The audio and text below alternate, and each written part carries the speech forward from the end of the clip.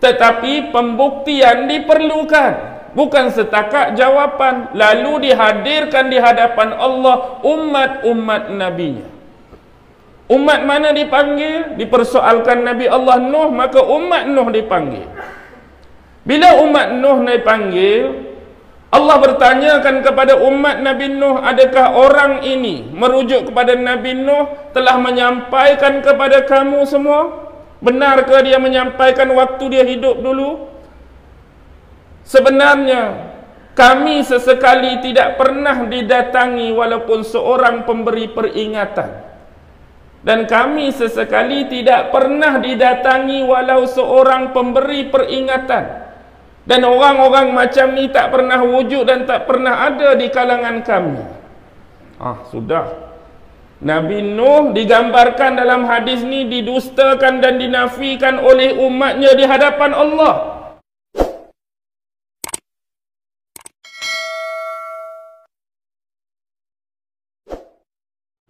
A'udzu billahi minasy syaithanir rajim. Bismillahirrahmanirrahim. Assalamualaikum warahmatullahi wabarakatuh. Alhamdulillah, alhamdulillah, alhamdulillah, alhamdulillahi rabbil alamin. وبه نستعين على أمور الدنيا والدين والصلاة والسلام على أشرف الأنبياء والمرسلين وعلى آله وصحبه أجمعين. سبحانك لا علم لنا إلا ما علمتنا إنك أنت العليم الحكيم. قال رب اشرح لي صدري ويسر لي أمري واحلل عقدة من لساني يفقه قولي. اللهم يسر ولا تعسر، اللهم يسر ولا تعسر، اللهم يسر ولا تعسر. اللهم صل على سيدنا محمد وعلى آله وصحبه وسلم. اللهم صل على سيدنا محمد وعلى آله وصحبه وسلم. اللهم صل على سيدنا محمد وعلى آله وصحبه وسلم. أما بعد. الحمد لله, syukur kehadrat Allah Subhanahu wa ta'ala kerana dengan limpah kurnia, rahmat, kasih sayang dan inayah daripada Allah Subhanahu wa ta'ala, alhamdulillah, pada malam ini kita sama-sama dapat dihimpunkan dan dikumpulkan oleh Allah Subhanahu wa ta'ala di salah satu rumahnya di dalam masjid ini. Mudah-mudahan program kuliah ataupun ceramah kita pada malam ini senantiasa dinaungi oleh sayap para malaikat-malaikat Allah yang senantiasa mencari para penuntut-penuntut sebahagian daripada ilmu-ilmu Allah Subhanahu wa ta'ala. Dan kita juga memohon dan mengharapkan sepanjang majlis ini berlangsung, kita sentiasa diberikan rahmat dan keberkatan dari sisinya, insya-Allah. Tuan-tuan dan puan-puan yang dirahmati Allah Subhanahu wa ta'ala sekalian, terlebih dahulu ucapan terima kasih saya kepada pengurusi majlis, seterusnya pengurusi masjid, Ustaz Muhammad Rabih bin Haji Abdullah Nazir di sini, seterusnya para imam, ahli-ahli jawatan kuasa dari yang teratas sampailah yang paling bawah, seterusnya tenaga-tenaga kerja yang berkhidmat dan berbakti untuk melancarkan program dan majlis kita pada malam ini, seterusnya hadirin hadirat, muslimin muslimat, tuan-tuan puan-puan yang dirahmati sekalian. Tujuan kita berkumpul pada malam ini tiada lain dan tiada bukan, semata-mata untuk meniatkan dan mewakafkan diri kita pada perjuangan agama, pada perjuangan Islam, lebih-lebih lagi dakwaan yang sering kita lontarkan kepada masyarakat. Kita adalah umat Nabi Muhammad sallallahu alaihi wasallam yang berada di pengakhiran zaman. Dan hari ini kita berbicara tentang umat Nabi Muhammad sallallahu alaihi wasallam di akhir zaman. Sebelum kita melangkah dan pergi lebih jauh, alhamdulillah, syukur sebanyak-banyaknya kepada Allah Subhanahu wa taala yang telah menganugerahkan dan mengurniakan kepada kita dua nikmat yang paling besar, yaitu nikmat keimanan, kepercayaan, keyakinan dan akidah yang benar, bertuhankan kepada Allah Subhanahu wa taala, bernabikan kepada sekalian para rasul dan junjungan terakhir Muhammad sallallahu alaihi wasallam, dan beragamakan kepada Islam yang diredai oleh Allah Subhanahu wa taala. Dan nikmat yang kedua ialah nikmat agama ini, yang mana telah ditetapkan kepada kita peraturan demi peraturan, syariat-syariat dan juga petunjuk untuk kita melayari bahtera kehidupan kita sementara masih diberikan usia dan nafas oleh Allah Subhanahu wa taala. Supaya apa? Supaya dengan syariat-syariat ini jalan yang kita ikuti itu terbimbing, jalan yang kita ikut itu terpandu, agar dia tidak tersesat dan terseleweng kepada jalan-jalan yang telah disediakan oleh musuh-musuh Allah, baik yang nyata ataupun yang tersembunyi.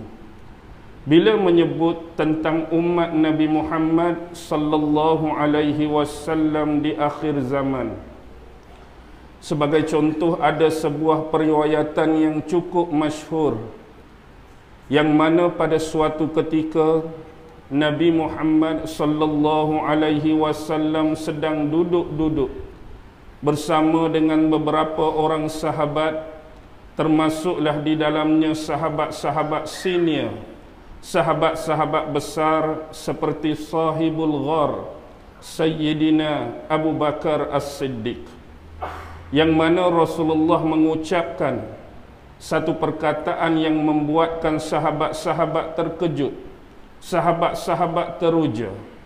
Sesungguhnya aku merindukan kepada ikhwan-ikhwanku, aku merindukan kepada saudara-saudaraku.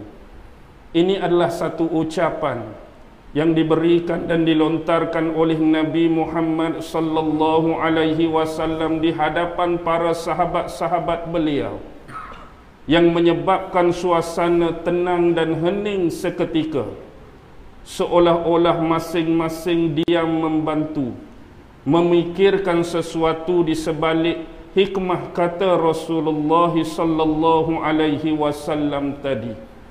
Dan yang lebih mengejutkan, ini adalah ucapan yang dilontarkan oleh Nabi Muhammad.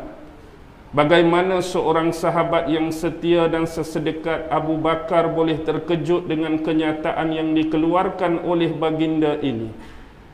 Lalu dengan sebuah senyuman, Abu Bakar memecahkan suasana keheningan tersebut dengan bertanyakan kepada Rasulullah sallallahu alaihi wasallam, bukankah kami ini saudara-saudara kamu, wahai Rasulullah? Kenapa soalan ini keluar dan muncul daripada mulut Abu Bakar?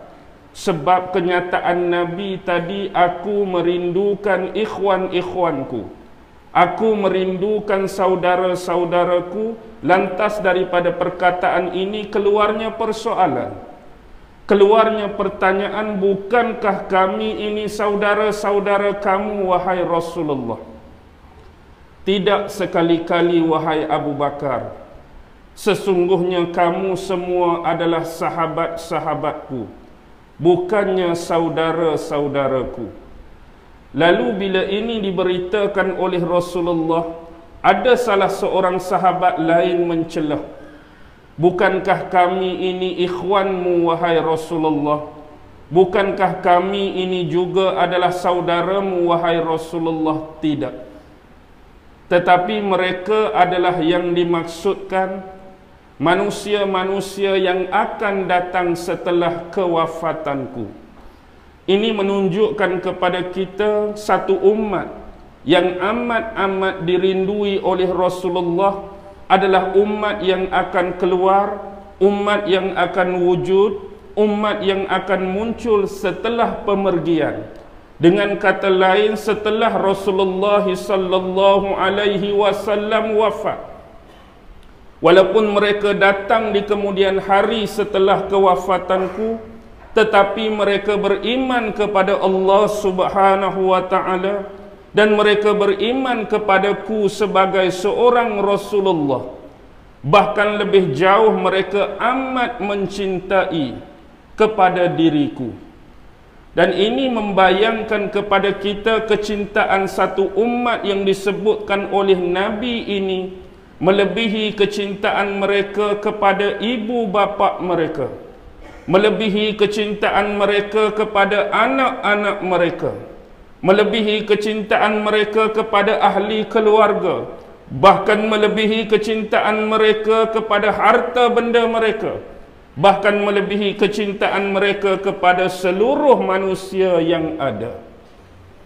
Di dalam sebuah hadis yang diriwayatkan oleh Abu Hurairah, yang mana Rasulullah sallallahu alaihi wasallam bersabda, apa kata Nabi terhadap umat yang amat dirindui oleh Nabi, dan apa kata Nabi terhadap mereka yang begitu mengasihi dan menyayangi Rasulullah? Fawalladzi nafsi biyadihi la yu'minu ahadukum hatta akuna ahabba ilaihi min walidihi wa waladihi. Demi jiwaku yang berada di dalam genggamannya, sesungguhnya tidak beriman salah seorang di antara kamu sehinggalah diriku ini, yakni siapa? Yakni diri Rasulullah sallallahu alaihi wasallam lebih disayangi daripada kedua ibu bapanya dan lebih disayangi daripada anak-anaknya. Ini membuktikan bahawa kecintaan Rasulullah ini adalah teratas berbanding dengan kecintaan kedua ibu bapa mereka, berbanding dengan kecintaan kepada anak-anak mereka. Bahkan lebih jauh dalam sebuah hadis yang diriwayatkan oleh Anas bin Malik, di mana beliau mendengar Rasulullah sallallahu alaihi wasallam bersabda, la yu'minu 'abdun hatta akuna ahabba ilaihi min ahlihi wa malihi wan nasi ajma'in. Tidak beriman seseorang hamba sehinggalah diri aku ini lebih dikasihi daripada ahli keluarganya, daripada harta bendanya, dan daripada sekalian manusia yang ada. Dan ini kita boleh lihat dalam lakaran sejarah yang telah dipentaskan dan dipertontonkan kepada kita menerusi sirah-sirah, menerusi kitab-kitab yang terkait dengan hayat dan kehidupan baginda sallallahu alaihi wasallam, yang bagaimana bila kita melihat karakteristik setiap sahabat yang begitu mengasihi, begitu menyayangi, begitu mencintai dan merindui tubuh batang Rasulullah sallallahu alaihi wasallam. Apa yang mereka nak dalam kehidupan mereka tidak lain dan tiada bukan kecuali kedekatan dan kehampiran mereka dengan diri Rasulullah. Dan inilah sebenarnya yang dituntut. Bila mana kita mengatakan kita rindu, bila mana kita mengatakan kita kasih, bila mana kita mengatakan kita sayang kepada seseorang, maka kita nak orang tu dekat dengan kita, orang tu hampir dengan kita, dan kita setiap hari nak melihat kelakuan, kita setiap hari nak melihat kepribadian dia. Dan hari ini saya bertanyakan kepada tuan-tuan dan puan-puan, sebagai satu analogi yang cukup mudah. Kalau kita kata kita sayangkan pada seseorang, contohnya seorang awet, seorang kekasih, yang mana kita ni masih bujang, yang mana bila kita ni sayang pada seorang awet, kita sayang pada seorang kekasih, kalau boleh hari-hari kita nak bertemu, hari-hari kita nak berjumpa, hari-hari kita nak dating dengan dia. Sebab apa hari-hari nak jumpa, nak bertemu, nak dating ni? Sayang punya pasal, cinta punya pasal, rindu punya pasal. Bila dah duk berdating macam-macam kita tanya, sebab kita sayang dia. Nama penuhnya apa? Nombor kad pengenalannya nombor berapa? Telefon nombor berapa? Twitter nama apa? Facebook nama apa? WhatsApp guna nickname apa? Alamat rumah hak betul apa? Bapak kerja apa? Mak duk buat apa? Nanti color suka warna apa? Makanan suka apa? Sebab apa kita tanya macam-macam? Sebab kita sayang dia, kita kasih dia, dan lebih jauh kita menjadikan dia sebagai suri hidup. Kita nak menjadikan dia sebagai pasangan hidup di kemudian hari nanti, yang menyebabkan macam-macam hal dia kita nak ambil tahu. Tetapi hari ini tuan-tuan, kembalikan kronologi ini kepada tahap kecintaan kita kepada Nabi Muhammad. Kita kata kita sayang Nabi, kita kata kita rindu Nabi, kita kata kita mencintai Nabi. Tetapi sejauh mana kita mengambil pendekatan yang disebutkan tadi terhadap diri baginda? Berapa ramai hari ini yang amat-amat mengambil tahu dan mengambil berat persoalan-persoalan yang berkaitan dengan hayat dan kehidupan Rasulullah.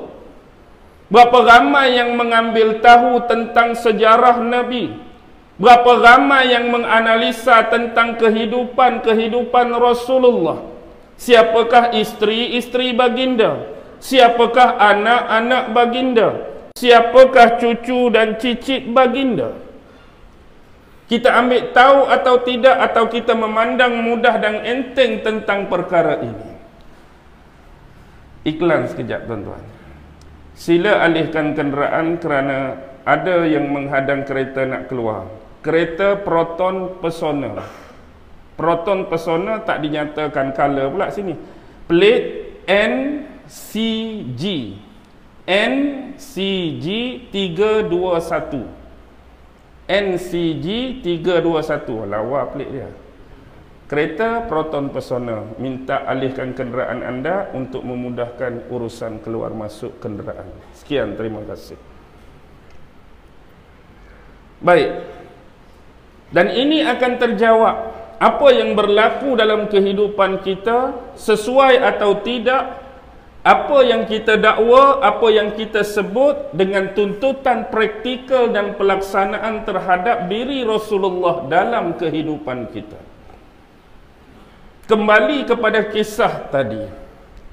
Bahkan bila itu yang dijawab oleh Rasulullah di hadapan para sahabat, Rasulullah mengambil peluang untuk melakukan dialog dan soal jawab di antara beliau dengan sahabat-sahabat baginda tadi. Lantas Rasulullah mengeluarkan satu persoalan. Tahukah kamu siapakah yang paling ajaib imannya? Rasulullah tanya sahabat-sahabat di hadapan beliau ni, siapakah yang paling ajaib iman dia? Lalu ada sebahagian sahabat menjawab, yang paling ajaib imannya ialah para malaikat-malaikat Allah Subhanahu wa ta'ala.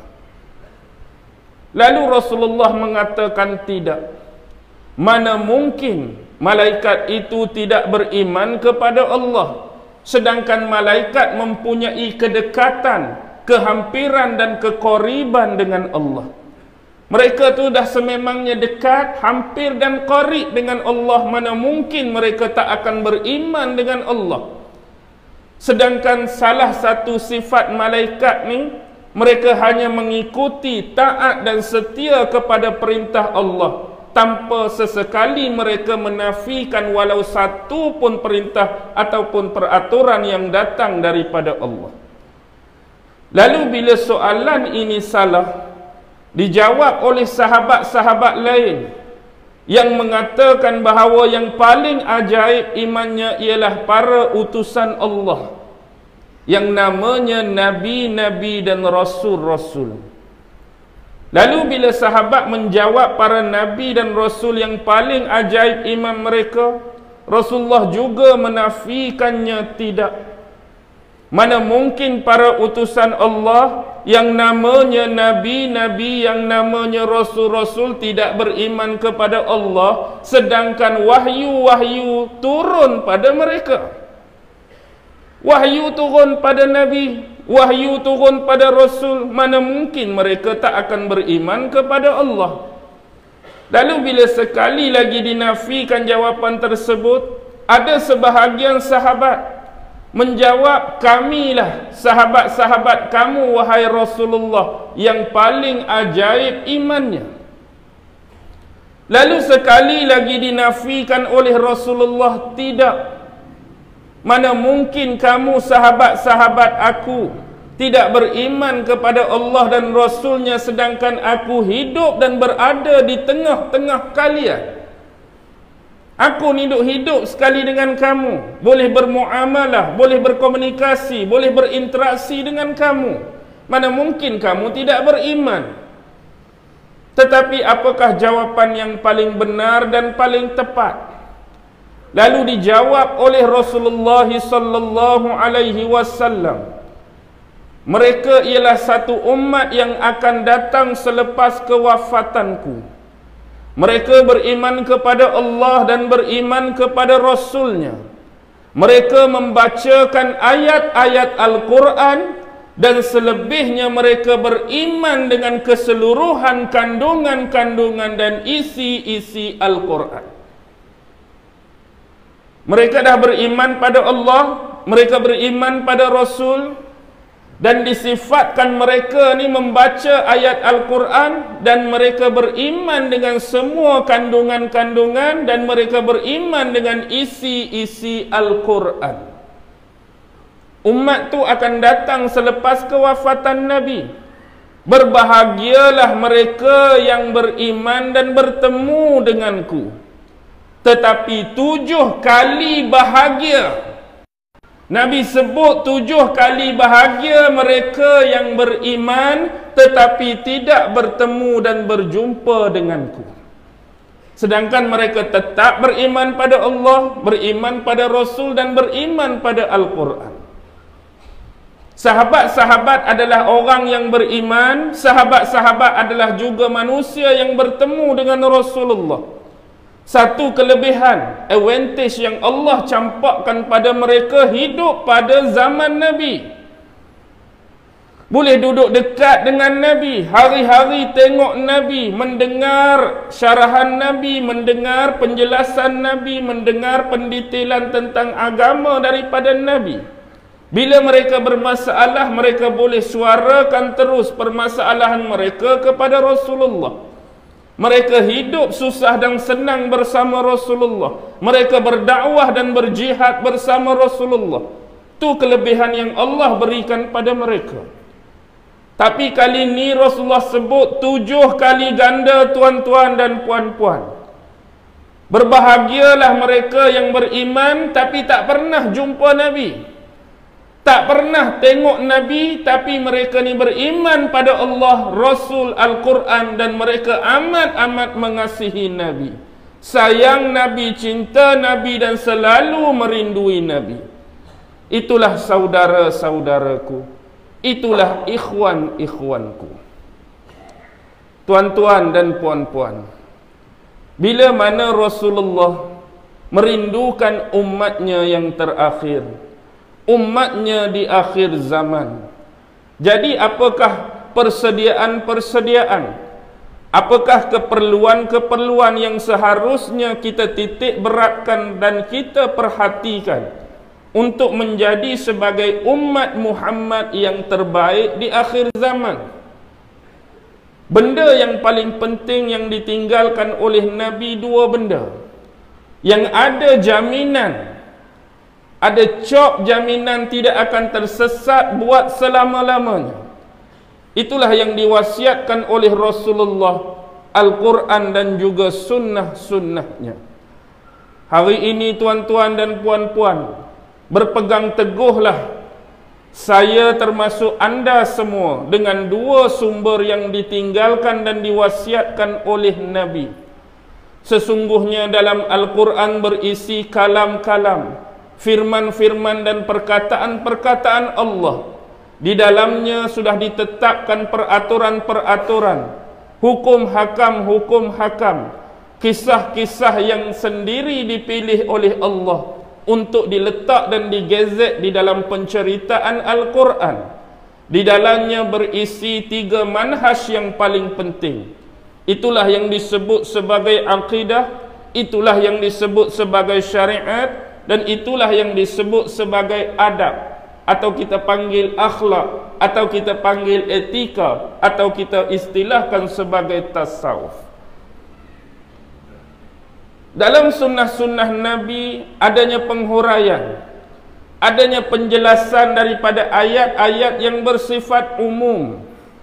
Sebagai contoh, bila mana Allah memerintahkan supaya mendirikan salat, Allah tidak suruh kita mengerjakan salat, tapi Allah suruh kita mendirikan salat, aqimis salat. Dan pelaksanaan salat itu tidak ada di dalam ayat-ayat Al-Quran. Jadi bagaimana kita nak memanifestasikan pelaksanaan dan praktikal salat kecuali melihat kepada sunnah-sunnah Nabi yang diriwayatkan daripada sahabat-sahabat yang hidup pada zaman tersebut, yang melihat bagaimanakah bentuk, bagaimanakah tata cara salat yang sebenar yang diambil daripada Rasulullah sallallahu alaihi wasallam dan seterusnya diwariskan kepada kita sampailah sekarang. Dan begitu juga ibadat-ibadat umum yang lain yang memerlukan kepada penghuraian dan penjelasan daripada hadis.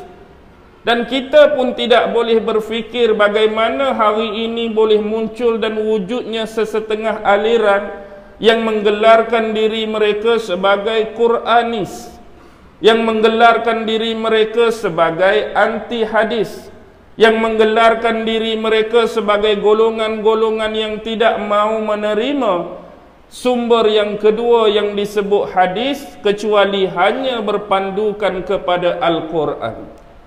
Bagi mereka Al-Quran itu sudah lengkap. Bagi mereka Al-Quran itu sudah komplit. Benar, Quran itu lengkap, Quran itu komplit.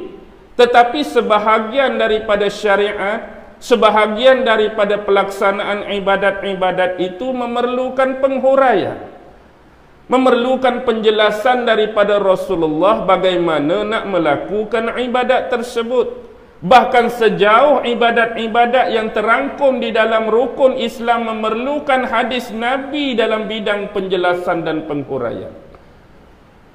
Cara kita nak berpuasa banyak dijelaskan melalui hadis-hadis Nabi, sahnya, batalnya, rukunnya, syaratnya dalam hadis Nabi. Begitu juga dengan pelaksanaan zakat, juga ada dalam hadis Nabi. Begitu juga pelaksanaan haji dan umrah, tata caranya ada dalam hadis Nabi. Kalau kita tak mau berpegang dengan sumber yang kedua ini, mana mungkin kita nak melaksanakan ibadat dengan sesempurna mungkin sebagaimana yang telah diwariskan oleh Rasulullah. Dan ini disebutkan di dalam satu mukaddimah buku. Siapa yang diikuti oleh golongan ini? Iaitu Profesor Dr. Goldzaiher. Apa Goldzaiher sebut? Ini seorang orientalis yang amat memusuhi Islam. Dialah yang membawa agenda anti hadis. Dalam mukaddimah bukunya apa yang dia sebut? When we seek religious instruction from Muhammad or any other society beside God, we support Satan in his claim that God need a partner. Bila mana kita mencari panduan agama, when we seek religious instruction from Muhammad, kita nak cari panduan agama, gagasan agama daripada Muhammad. When we seek religious instruction from Muhammad or any other sesat beside God, ataupun kita mencari sumber-sumber lain selain daripada Allah, kita ambil panduan agama daripada Muhammad dan kita ambil panduan agama daripada sources-sources, sumber-sumber selain daripada Allah. Ini bermakna kita menyokong pendapat syaitan. We support Satan in his claim. Apa dakwaan syaitan? Gods need a partner. Tuhan ini memerlukan rakan kongsi dalam mengimplementasikan syariat-syariat, hukum-hukum dan peraturan daripadanya. Seolah-olah Quran tu dah lengkap, Quran tu dah cukup, itu dah memadai. Tiba-tiba kena topak pula dengan hadis-hadis Nabi Muhammad, kena topak pula kenyataan-kenyataan daripada Muhammad, seolah-olah Allah memerlukan rakan kongsi dalam mengimplementasikan syariat-syariat dalam agama ni. Ini yang menyebabkan ketidakfahaman yang berterusan. Bila mana wahyu turun pada Nabi dan Rasul, itulah tugas mereka.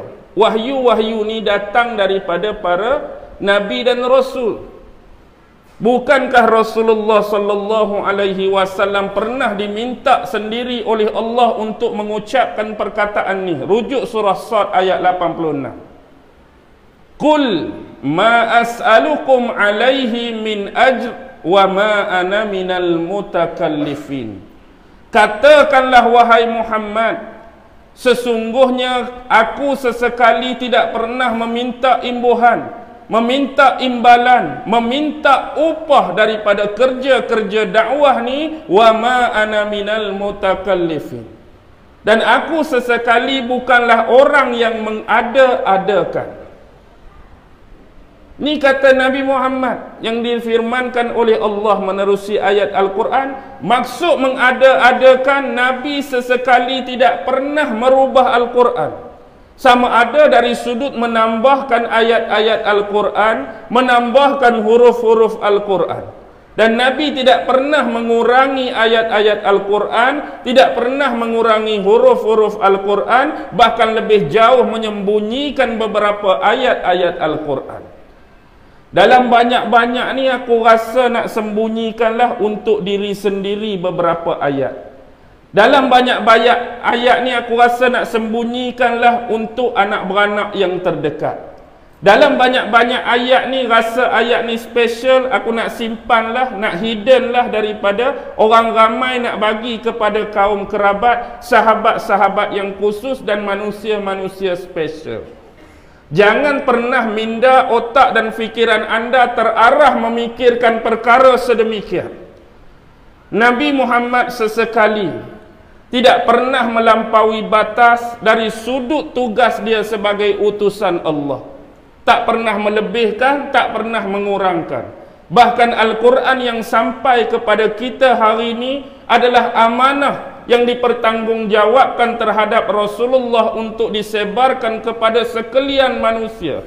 Dan Rasulullah telah menjalankan tugasnya dengan sebaik-baik dan seamanah-amanahnya. Kalau kita kembalikan, apa istimewanya umat ini berbanding dengan umat-umat sebelum ini? Tuan-tuan boleh buka surah Al-Baqarah dalam ayat 143. Surah Baqarah 143, di tengah-tengah tu apa yang Allah sebut? Wa kadzalika ja'alnakum ummatan wasata litakunu syuhada'a 'alan nas wa yakuna ar-rasulu 'alaikum syahida. Wa kadzalika ja'alnakum ummatan wasata. Dan demikianlah kami menjadikan kamu sebagai umat wasata, umat yang pertengahan. Maksud wasata, ada ulama-ulama memilih dia adalah umat yang adil. Ada ulama-ulama memilih dia adalah umat yang pertengahan. Ada ulama-ulama memilih dia adalah umat yang terbaik. Ada yang memilih dia adalah umat pilihan Allah Subhanahu wa ta'ala. Apapun yang dipilih oleh ulama tadi, baik adil, baik pertengahan, baik terbaik dan umat pilihan, semuanya akan mengembalikan makna tadi kepada ummatan wasata. Litakunu syuhada'a 'alan nas, kerana nak menjadikan kamu sebagai saksi atas perbuatan-perbuatan manusia. Wa yakunar rasulu 'alaikum syahida, dan menjadikan nabi-nabi itu sebagai saksi ke atas kamu. Kalau kita perhatikan ayat ini, ada suatu perkara yang harus kita fikirkan di luar kotak, di luar minda kita yang biasa. Kerana apa?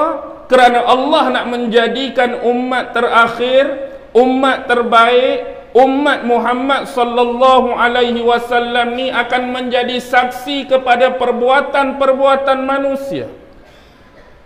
Tidakkah tuan-tuan terfikir menerusi ayat ini bagaimana dia bisa dan mungkin terjadi sedangkan kita tidak hidup pada zaman umat-umat terdahulu? Kita tidak pernah hidup pada zaman Nabi Allah Adam. Bagaimana kita nak menjadi saksi atas perlakuan umat Nabi Allah Adam? Kita tidak pernah hidup pada zaman Nabi Idris, tak pernah hidup pada zaman Nabi Allah Nuh.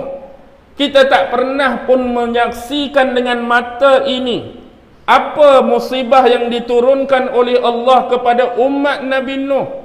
Datang ribut taufan, datang banjir yang besar, air mencurah-curah, turun daripada langit, keluar pula daripada bumi-bumi. Tak pernah mata-mata kita umat akhir zaman menyaksikan. Bagaimana bisa kita menjadi saksi atas perbuatan mereka? Umat Nabi Hud, bagaimana kita nak jadi saksi? Umat Nabi Saleh, umat Nabi Ibrahim, umat Nabi Lut, umat Nabi Syuaib, sampailah umat Nabi Muhammad semasa hayat baginda, bagaimana kita akan jadi saksi? Sedangkan kita dihidupkan pada zaman ini, mereka dah mendahului kita. Baik, apa yang menjadikan umat ini special, tuan-tuan? Al-Wasat disebut dengan 3 perkataan tadi. Bahkan selebih jauh, Al-Wasat dikategorikan sebagai umat pilihan dan umat terbaik. Imam Ibnu Katsir telah menyebutkan di dalam tafsirnya berkenaan dengan ayat 143 surah Al-Baqarah dengan mendatangkan 3 percontohan. Yang pertama dikatakan umat pilihan, umat terbaik ialah kerana Nabi Muhammad sallallahu alaihi wasallam dilahirkan daripada sebaik-baik keturunan yang mempunyai sebaik-baik kedudukan dalam masyarakat, iaitu dilahirkan daripada keturunan Arab Quraisy. Bila sebut Arab Quraisy, dari mana datangnya Quraisy ni? Sebab bila kita teliti ahli-ahli keluarga Nabi daripada Rasulullah sampai atas, tak ada pun yang ada penisbahan pada Quraisy. Muhammad bin Abdullah, Abdullah bin Abdul Muttalib. Abdul Muttalib nama sebenarnya Syaibah. Abdul Muttalib bin Hashim. Hashim nama sebenarnya ialah Amru. Amru bin Abdul Manaf. Abdul Manaf nama betul dia ialah Al-Mughirah. Abdul Manaf bin apa? Sudahlah. Cuba ingat Ustaz. Abdul Manaf bin Qusay. Qusay nama betul dia siapa? Qusay nama betul dia ialah Zaid. Qusay bin Kilab. Kilab bin Murrah. Murrah bin Ka'ab. Ka'ab bin Lu'ay. Lu'ay bin Ghalib. Ghalib bin Fihir. Fihir itulah Quraisy. Fihir itulah yang ditandai, fihir itulah yang dinisbahkan dengan Quraisy. Nabi Muhammad keturunan Quraisy. Baik, itu adalah sebaik-baik keturunan, sebaik-baik kedudukan, golongan bangsawan. Nabi lahir daripada golongan tersebut. Bahkan Imam Ibn Katsir menulis dalam kitab tafsirnya menisbahkan antara solat yang terbaik, solat yang paling utama yang disebutkan dalam Al-Quran, as-salatul wusta. Solat wusta dinisbahkan dengan solat waktu mana? Subuh ke, maghrib ke, asar ke, zuhur ke, isya. Solat wusta. Solat asar dinisbahkan solat yang paling utama. Dan ini kita boleh lihat penjelasan dan penghuraian menerusi hadis-hadis yang sahih yang sekian banyaknya terdapat di dalam kitab sahih dan sunan-sunan yang lain. Begitu juga digambarkan umat ini sebagai umat yang terbaik kerana mereka akan menjadi saksi kepada perbuatan-perbuatan manusia sebelum ini, akan menjadi saksi kepada perbuatan-perbuatan umat sebelum ini.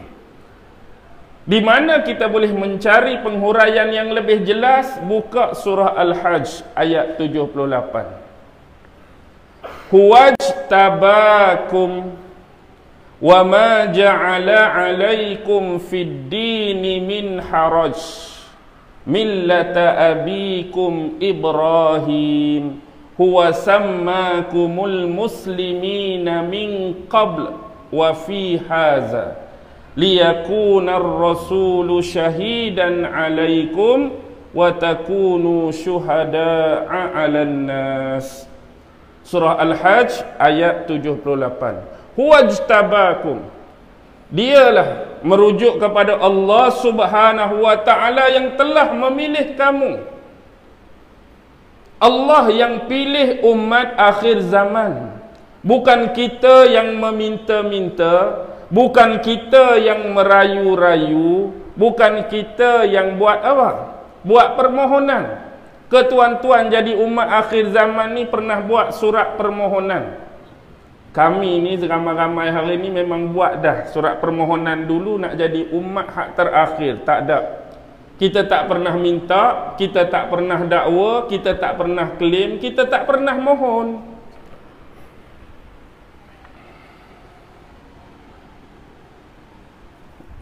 Nak suruh baca terus ya? Nak suruh baca terus ya? Berhenti saat. Sekali lagi, biasalah tim 3 banyak iklan. Untuk makluman semua jemaah, aktiviti dakwah adalah aktiviti yang cukup aktif di dalam masjid ini dan memerlukan juga perbelanjaan yang besar. Bagi menjalankan aktiviti-aktiviti dakwah di masa-masa akan datang, pihak masjid amatlah mengalu-alukan sumbangan tuan-tuan dan puan-puan untuk mengisi tabung lajnah dakwah. Dengan ini saya melancar, saya ke patut pengerusi ni? Saya lah. Dengan ini saya melancarkan tabung lajnah dakwah yang akan dibawa oleh para petugas sebentar lagi. Setiap sumbangan tuan-tuan dan puan-puan, pihak masjid dahulukan dengan ucapan ribuan terima kasih. Jadi petugas-petugas dah ada, cuma harapan daripada tuan-tuan dan puan-puan mohon sumbangan seikhlas mungkin. Tak kira lah berapa pun, janji itu adalah sumbangan yang ikhlas datang daripada anda.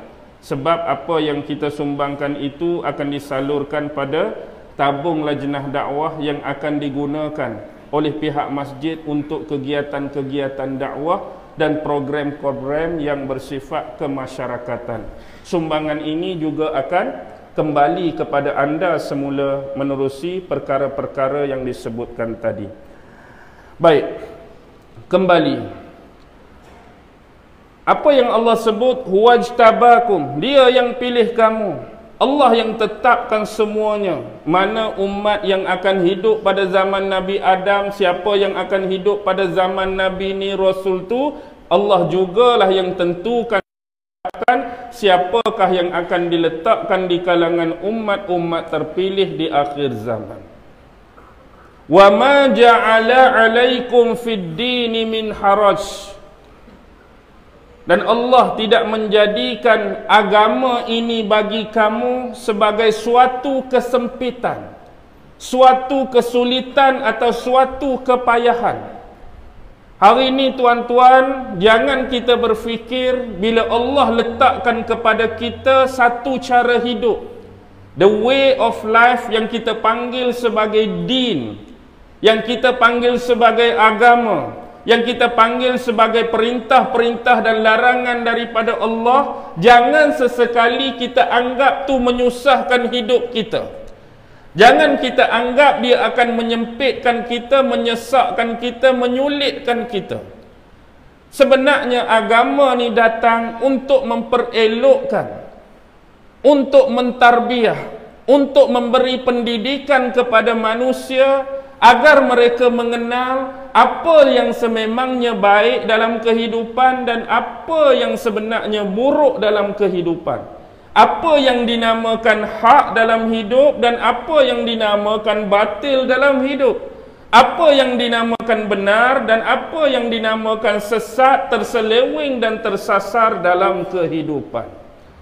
Dan dia juga adalah merupakan ujian daripada Allah untuk mengukur sejauh mana kesetiaan, ketaatan kita kepada perintah Allah dan berusaha sedaya mungkin untuk menjauhi setiap larangan-larangan yang datang daripada Allah. Itulah agama. Jangan bagi sempit. Ada sesetengah orang yang hidup dunia akhir zaman ni, dia merasakan agama ni sebagai halangan, agama ni sebagai kekangan. Sebab apa? Dia nak menjadi seorang manusia yang freedom. Dia nak jadi manusia yang bebas. Dia nak bebas sungguh-sungguh. Jadi kita tanya pada mereka, yang kamu nak hidup bebas ni, nak bebas daripada apa? Kalau kita kata nak bebas daripada kekangan agama ni, agama datang daripada Allah. Automatik bila kamu kata kamu nak bebas dari kekangan agama, automatik juga sebenarnya kamu nak bebas daripada penguasaan Allah Subhanahu wa taala atas diri kamu. Allah dah tentukan atas agama baik buruk, ikutlah. Allah dah tentukan apa yang boleh, apa yang tak boleh. Jadi dia hari ni rasa terhalang, rasa terkekang, dia nak bebas sungguh-sungguh. Apa agama punya payah suruh semayang 5 kali, baik tak semayang? Apa payah punya agama sampai puasa orang 2-3 hari, cukuplah ni sampai sebulan penuh? Apa payah punya agama kita cari harta penat-penat, cari duit, cari rezeki letih-letih, kena bayar zakat, kena kongsi, kena sedekah? Apa punya cerita macam ni? Kumpul duit banyak-banyak, kena habiskan 10,000, 20,000 nak pi ke Mekah pula, mengayakan Arab Saudi dan sebagainya. Perkataan-perkataan macam ni sering dan selalu keluar. Mereka-mereka yang nak hidup bebas dan tak terkekang dan terhalang dengan ibadah dan amalan tadi. Bahkan lebih jauh, hak dilarang tu pula dia nak buat. Allah kata jangan minum, dia nak minum.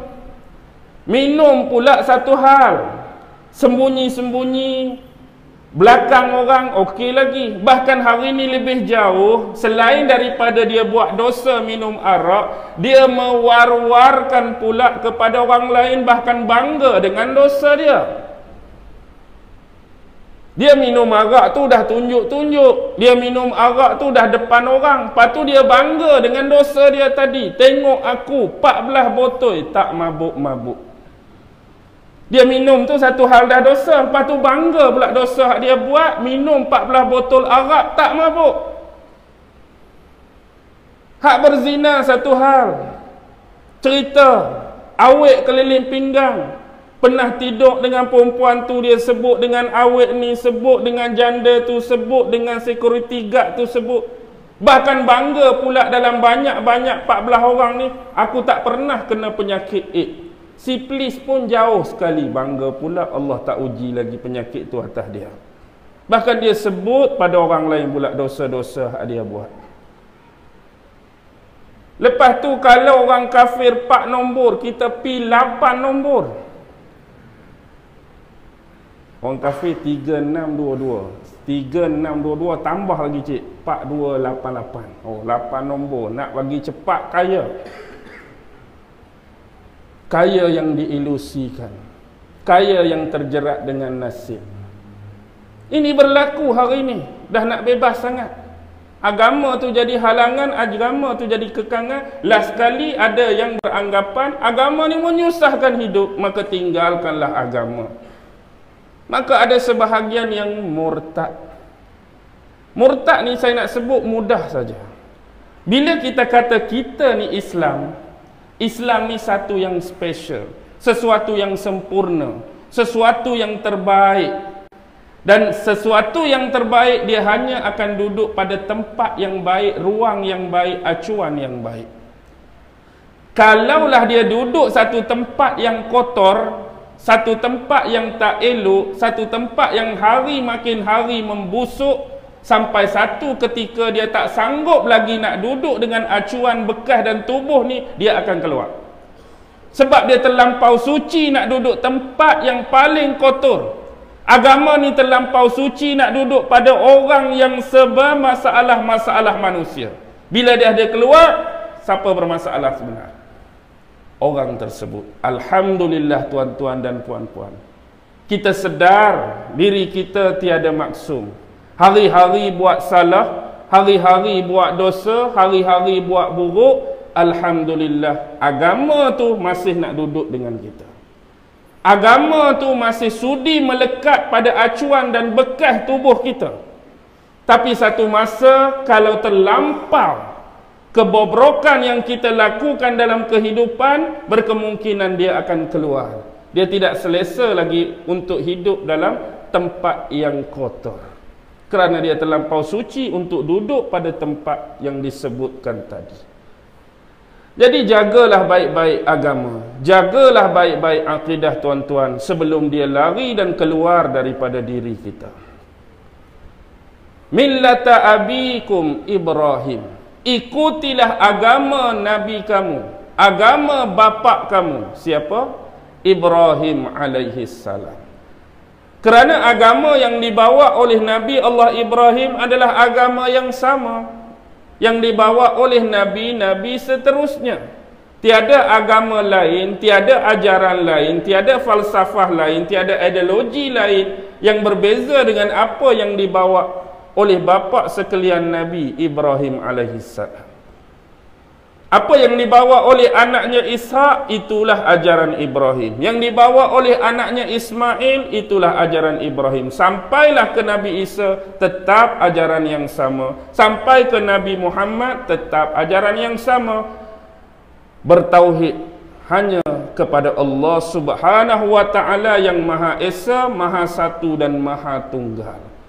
Tidak ada kesyirikan, tidak ada mempersekutukan, tidak ada sesekali memperduakan Allah Subhanahu wa ta'ala, dan seterusnya beriman kepada hari akhirat. Jangan ingat Nabi-Nabi bawa laluan yang berbeza. Tidak. Masa yang berbeza, waktu yang berbeza, agama tak pernah berbeza. Huwa sammakumul muslimin min qabl. Dan dia menamakan kamu semua muslimin daripada sebelum ni lagi. Bukan kata orang Islam yang hidup pada zaman Nabi Muhammad digelar sebagai muslim, digelar sebagai muslimin. Bahkan ditegaskan oleh Allah, dia menamakan kamu muslim ini min qabl, sebelum ni lagi. Maksudnya zaman Nabi Ibrahim, siapa pengikut dia? Muslimin.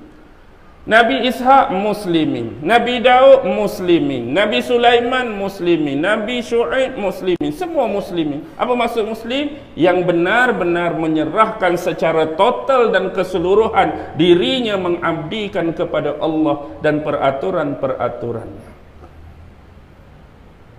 Siapa hari ini yang tak mau tunduk dengan arahan Allah, terkeluar. Siapa hari ini yang mengingkari, mengkufuri dan mendurhakai arahan ini, terkeluar. Allah yang menamakan min qabl wa fi hadza, dan juga dalam Quran ini menyebutkan benda yang sama.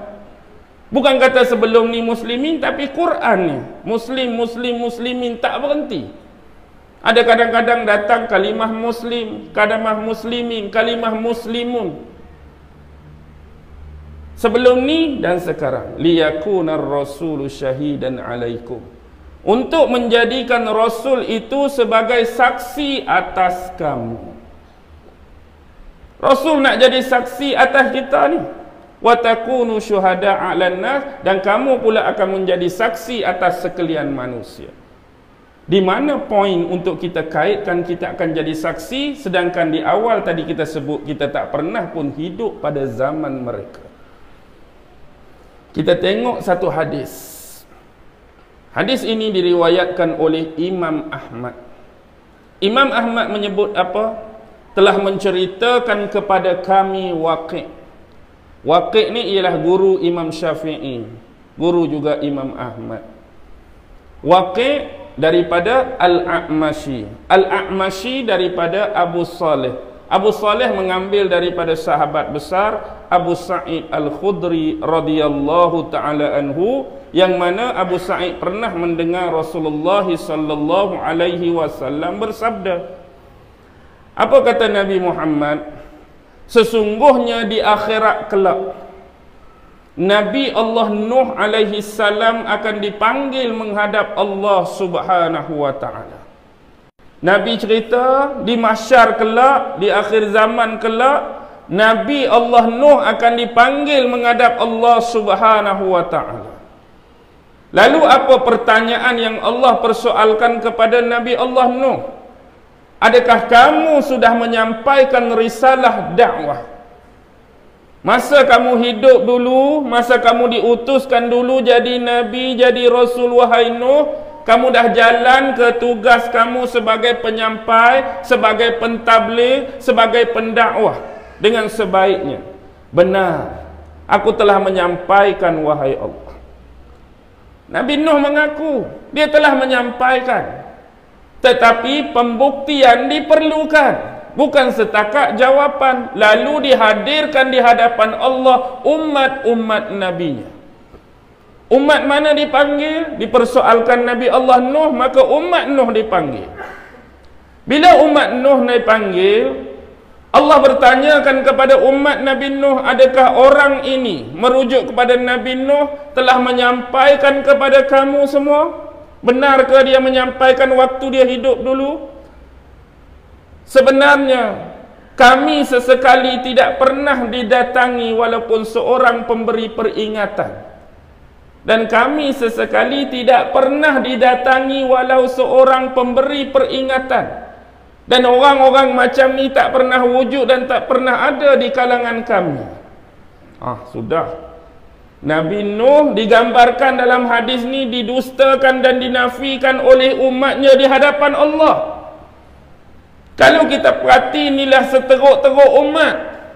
Dahlah dulu atas dunia kamu bohong, kamu dusta, kamu menafikan kenabian dan kerasulan Nuh. Di akhirat di hadapan Allah buat cerita sama lagi. Patut di hadapan Allah dah takut dah nak cakap bohong. Di hadapan Allah takut dah nak menipu. Di hadapan Allah takut nak berdusta. Dia pergi buat cerita, tak ada Nabi Nuh ni, dia tak mai kat kami. Aduh, hari sungguh.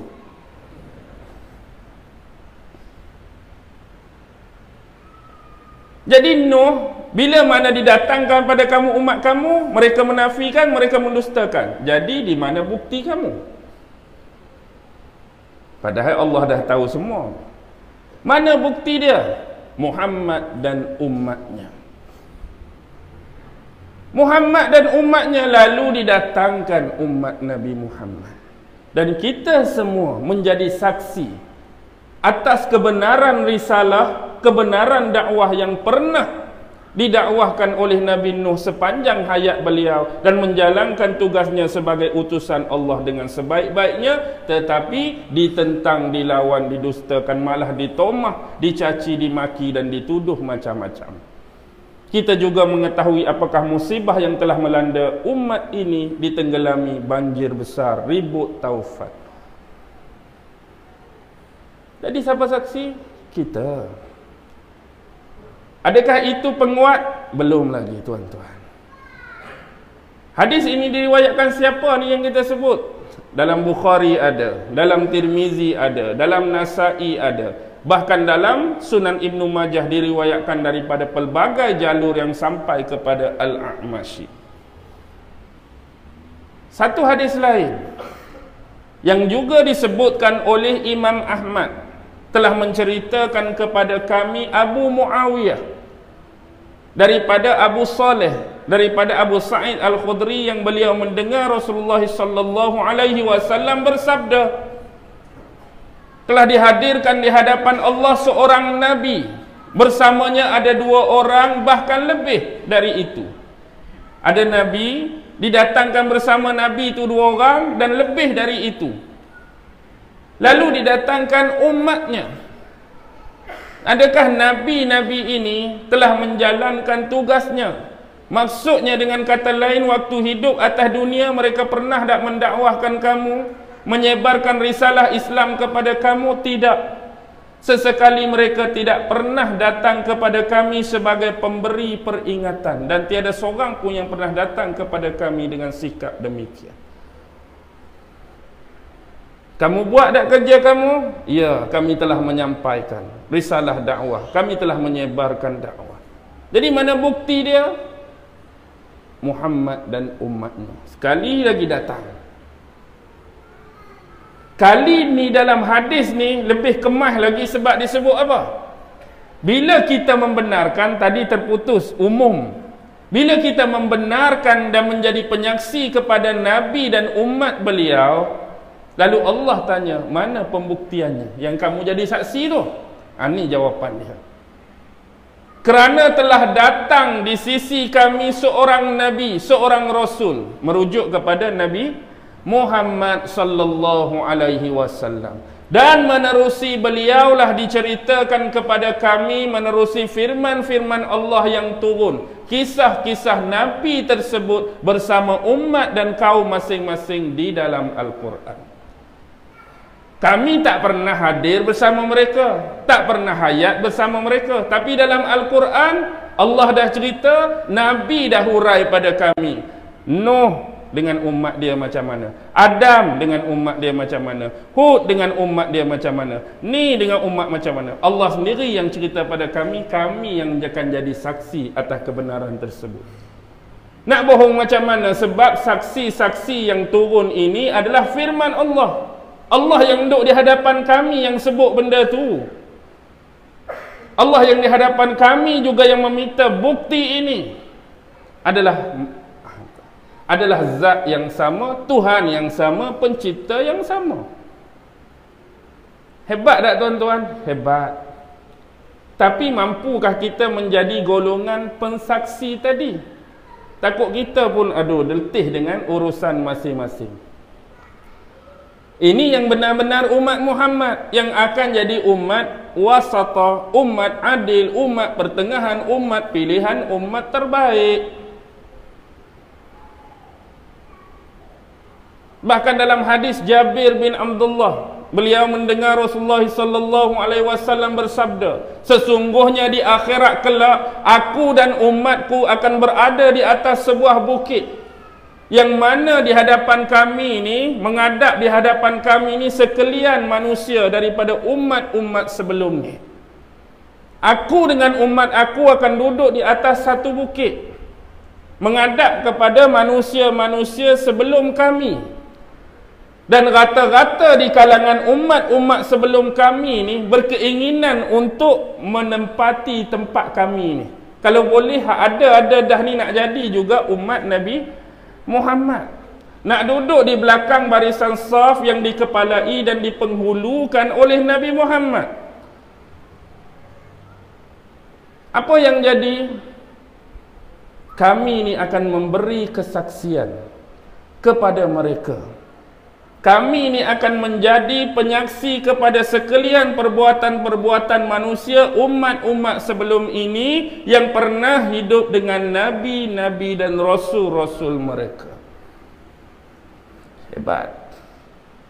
Bahkan pernah Nabi Musa alaihi salam bertanyakan kepada Allah Subhanahu wa taala, adakah lagi satu umat yang lebih special, lebih istimewa, lebih baik daripada umat aku? Nabi Musa tanya Allah, ada satu lagi dah umat yang lebih istimewa dan lebih special daripada umat aku? Ya. Bila Allah jawab ya, apa permintaan Nabi Allah Musa? Kalau boleh wahai Allah, aku yang nak jadi nabi bagi umat yang special tu. Bagi aku jadi nabi umat tersebut. Tidak. Sudah dikhususkan seorang nabi untuk umat akhir zaman tu. Merujuk kepada Nabi Muhammad. Kalau tak boleh jadi nabi untuk umat special yang akan datang tu, sekurang-kurang jadikanlah aku sebagai salah seorang daripada umat akhir zaman tu. Nabi Musa pun nak jadi umat akhir zaman tu, mengenangkan banyaknya kelebihan dan keistimewaan yang Allah bagi. Sesungguhnya aku telah memilih mereka untuk dijadikan umat berkenaan. Jadi tertolak permintaan Nabi Allah Musa. Nak jadi nabi bagi umat tu pun tak boleh, nak jadi umat tu pun tak boleh. Tapi Allah dah khususkan. Dan termasuk di dalam tu adalah kita semua hari ini. Kita semua hari ini. Umat akhir zaman, umat Nabi Muhammad. Cuma kalau kita tak merasakan ini satu kelebihan, sayanglah. Kalau kita tak berasa special jadi umat Nabi Muhammad, tak rasa special jadi orang Islam dengan memilih jalan selain daripada Islam, dengan suka lebih bernabikan, memberhalakan kepada jalan yang selain daripada yang dibawa oleh Nabi Muhammad, sayang, sedih sangat-sangat. Jalan yang cerah duduk depan kita, jalan yang jelas duduk depan kita. Bukankah Allah telah menurunkan kepada umat akhir zaman peraturan-peraturan yang paling sempurna, penjelasan-penjelasan yang paling jelas, petunjuk-petunjuk yang paling benar? Dalam keadaan tu pun kita masih minta dengan Allah, ihdinas siratal mustaqim, ihdinas siratal mustaqim. Tak berhenti, tunjukkan kami jalan yang benar, sedangkan kita duduk atas jalan yang benar. Hanilah ada sebahagian, ada orang Islam yang telah murtad, dia masuk Kristian, lalu dia bawa ayat ni. Kata Islam agama betul, kata Islam agama benar, kata Islam agama suci, tapi hari-hari duk minta suruh Allah tunjuk jalan yang benar. Maksudnya dia tak yakin lagi lah jalan hak dia duk tu jalan yang benar. Dah kata dah yakin, perlu apa lagi minta? Ni hari-hari duk minta tunjuk kami jalan yang benar, seolah-olah baru nak cari jalan yang benar. Seolah-olah dia pun was-was, dia pun ragu-ragu lagi, benar ke tak benar ni. Itu yang menyebabkan dia jadi Kristian. Tapi dia seorang je, orang lain tak ada apa pun. Kenapa kita perlu minta? Memang jalan yang benar sekalipun, bila kita galit, bila kita lalai, bila kita cuai, dia jadi tersalah jalan, tuan-tuan. Itu yang kita minta, nak bagi sabat, nak bagi kemas. Contoh, kita dari Kuala Lumpur nak pergi Zoo Taiping. Kita tahu kita Kuala Lumpur, Zoo Taiping tu negeri apa? Perak kita pun tahu. Kita pun tengok Waze, kita pun tengok Here We Go, kita pun tengok Waze. 120 kilo jauh lagi, relax. 80 kilo, relax. 20 kilo. Sampai kepada 5 km dia pun tunjuk, ambil susul ke kiri. Kita pun tahu lepas ni nak ambil susul ke kiri. 20 meter sebelum susul tu, mari kok ni Amoy punya seksi. Kok ni, kok jalan bertentangan. Oh, seksi. Tak pernah tengok wanita secantik ni. Bila paling, terlebih dah. Sepatut ambil susul, terlebih dah. Tengok. Tahu dah nak pergi Zoo Taiping. Kita pun tahu kita dah tersesat ni. Kita dah tersasar dah. Alhasilnya kena buat apa? Kena pi, tak kena gaya ada U-turn okey. Tapi payah nak cari U-turn tengah lebuh raya. Tak kena gaya, kena pi tol satu lagi. Ambil pusingan. Hani yang kita risau ni. Ihdina tu takut galik. Takut terpelik. Oh, tahu. Tengah jalan tu tuan-tuan. Takut kita galik, takut kita leka, takut kita cuai, takut kita lalai. Banyak kelalaian. Contoh macam saya sebutlah. Duk galik punya pasal, kita duk Subang Bistari. Bila sebut Medan ni, orang-orang dekat Subang tu, alah, Taman Medan dekat je. Petaling Jaya tu Taman Medan. Tu yang turun 6.5 tu. Dah orang duk situ dekat lah Taman Medan Petaling Jaya. Last kali kita ambil Uis, masjid di Taman Medan dekat nak sampai, Uis hak orang sini hantar 42 minit lagi. Apa cerita ni? Masjid ni nak sampai 42 minit. Rupa-rupanya bukan Taman Medan, tapi Kampung Medan. Jadi sungguh lah. Last sekali kona balik tu yang sampai lambat. Bendanya antara taman dengan kampung. Sama-sama Medan lah. Nasib baik tak sampai Medan betul Indonesia.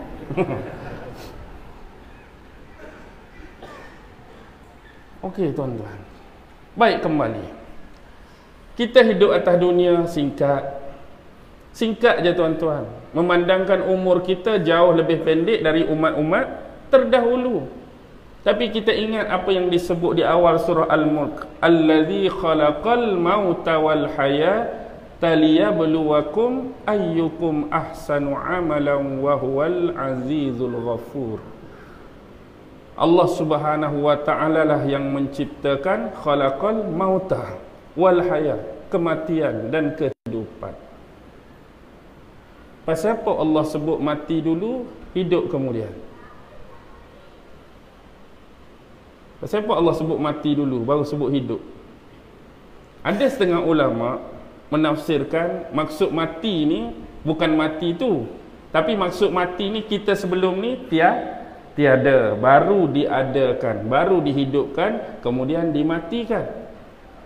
Dan satu lagi, Allah nak bagi penegasan di sini, nak memberi rangsangan pada otak manusia. Manusia ni akan lebih beri perhatian, lebih beri penegasan, lebih takut bila disebut benda hak dia tak suka. Antara mati dengan hidup, hak mana tak suka? Sebab tu Allah sebut mati dulu, nak suruh beringat. Allah sebut mati dulu, Allah tak sebut hidup. Sebab manusia ni menyukai hidup daripada mati.